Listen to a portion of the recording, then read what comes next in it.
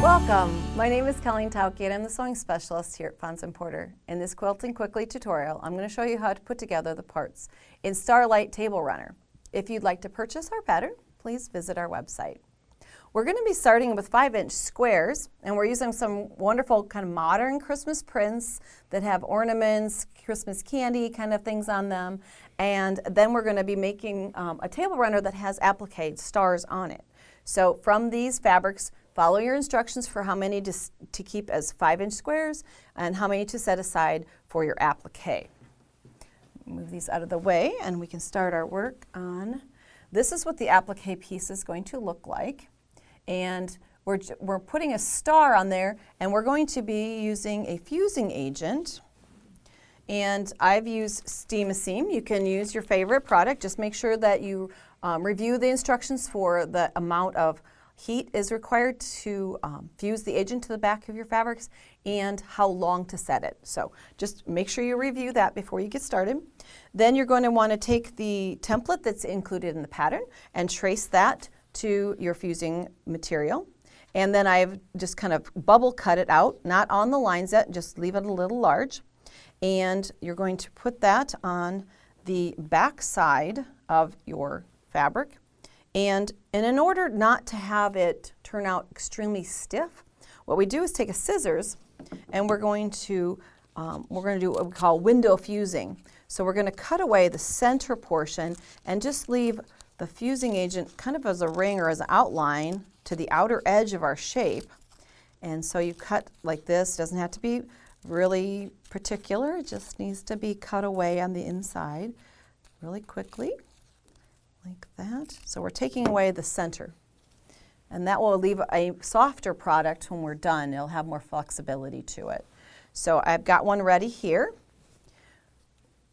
Like I said, double check the heat and the amount of pressure you're going to need, if it's a steaming version or if it's just the heat. You take away the backing material.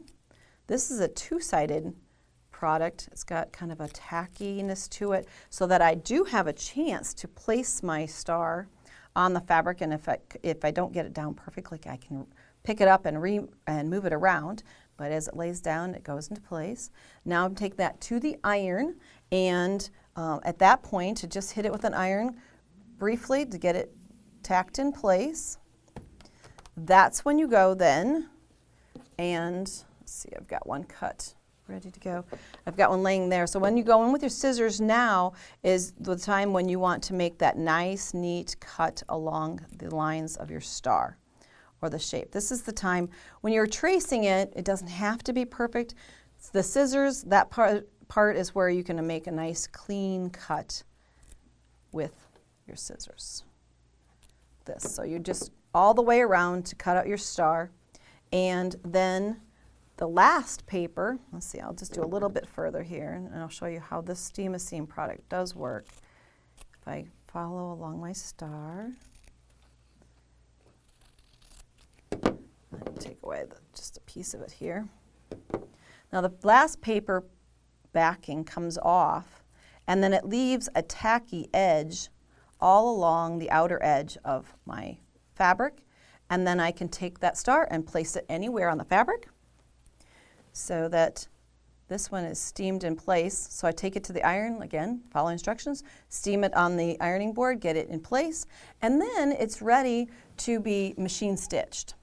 There are some products that are permanent that you don't have to stitch. This is one that you can. It won't gum up your iron, or your sewing machine, I mean. And you can go around and do a blanket stitch. You could do a zigzag. You could do any kind of decorative stitch off the edge. On this one, just for your reference, I used a blanket stitch that was a width of 2.5 and a length of 2.5 also.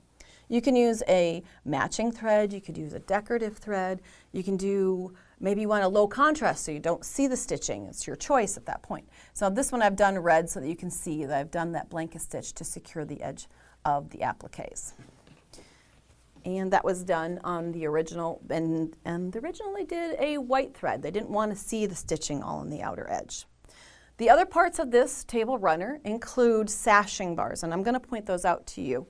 There are sashings that are short, small ones here in between the applique blocks.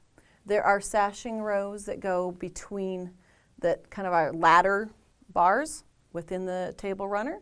And then there are some longer ones on the outside and finishes with a red piece.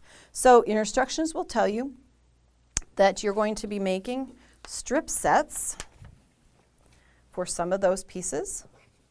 So there are strip sets, and if you haven't done strip sets before, we do have So Easy lesson techniques that you can go to our website and learn about how to put together strip sets. But we're using 2 lights and a dark in the center. You're going to cut off sections off of that to make the little pieces here that you see. Lights with the dark in the center, just like the combination I have on the sewing center. And then there are those last pieces, and it will, the ladder bars that go through the table runner, those are all cut specific to size.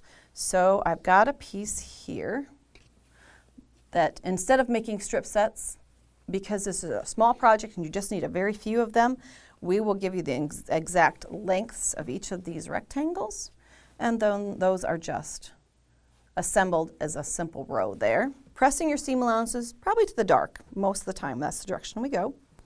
And the smaller ones, like this, there's the rectangles again. These are narrower though than the first. So simple construction is a great way to put together maybe a hostess gift or something for your Christmas table. If you'd like to see more of our Quilting Quickly tutorials, please visit our website. Thanks for joining me today.